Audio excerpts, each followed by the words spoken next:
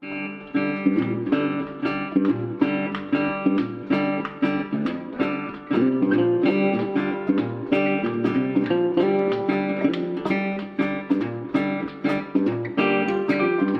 to the Live to Shoot podcast. My name is Jeff Dowdle, and this podcast will talk about all things related to the Second Amendment, anything else going on in today's news, or a personal story, or a sports story that I might throw in. So welcome. One thing I may have talked about in the past that I am a big fan of history. I love history. Love all things just history, and then primarily American history for the most part. Fascinates me. I think this country is great, and learning how we came to be just is a story that needs to be studied.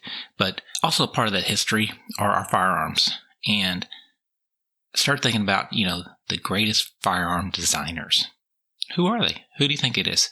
Is it Samuel Colt and the revolver? Is it Eugene Stoner and the AR-15 M16 platform? Mikhail Kalashnikov and the AK-47? Or John Browning and the multitude of firearms that he designed? Well, arguments can be made for all of them. I'm probably going to eventually talk about all of them and maybe more. I'm going to spend a little bit more time on during weeks when there's some downtime, maybe talking about other things more history related about how firearms came to be and things like that. But if you look at John Moses Browning, you can't argue that he is not one of the greatest. His resume is impressive. He's granted 128 patents for his work. In addition to the patents, he also designed 7 different cartridges: the 25 ACP, 32 ACP, 38 ACP, the Browning 9mm Browning Long, the 380 ACP, the 45 ACP, and the 50 BMG. And he's also a member of the National Inventors Hall of Fame for his patent on the breech-loading firearm. It's pretty impressive. But one common misconception about Browning is that John Browning designed firearms for Browning Firearms. And in fact, Browning Firearms was actually established after his death.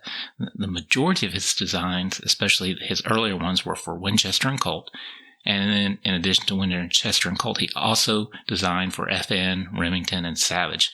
But towards the end of his life, he was working with FN and actually died while working for him. And we'll talk a little bit about that. But a little history on John Browning. He was born a Mormon settler in Ogden, Utah, on January 23, 1855. His parents, Jonathan Browning and Elizabeth Clark, were Mormons who settled in Utah after the Mormon Exodus in 1847. His dad was a gunsmith himself. And Jonathan, often had young John in the shop alongside with him, where he learned the concepts of manufacturing and engineering. And then the older Browning also encouraged experimentation. And by the age of 11, John had created his first firearm from just a collection of pieces that he'd gathered. And by the time he was 18, John had taken over his father's family business. So he was quite prolific when he was young, and he found his calling quickly. John Browning, one of the reasons I'm talking about him first is he's responsible for 2 of my favorite firearms, the 1911 and the Browning High Power. Now, the High Power wasn't finished until after his death, but he was responsible for the major design elements of it. And I think these 2 are just 2 of the finest handguns ever. But like I said, his most successful designs were the 1911 pistol, the water-cooled M1917, the air-cooled M1918, and the heavy M2 machine guns. The M1918 Browning BAR and the Browning Auto 5 were the first semi-automatic shotguns.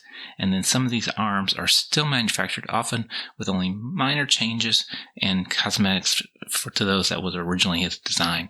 And the Browning 1911 and High Power are some of the most copied firearms in the world. So Browning was a prolific designer. Like I said, we had 128 patents.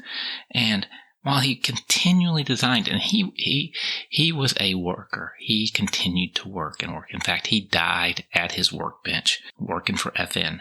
But his designs, he continued to modify his design. And one of the things that I've heard that people tried to explain his genius was he was unique.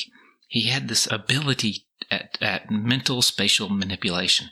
They say he could create visual mechanical objects in his mind, kind of like a CAD drawing, iteratively manipulated and, fashion various things to him and then reduce that design in his head into metal directly. And he never used any kind of blueprints. He did everything in his head and with his hands, which is amazing. He was an amazing designer with a lot of amazing techniques, and he had a special gift.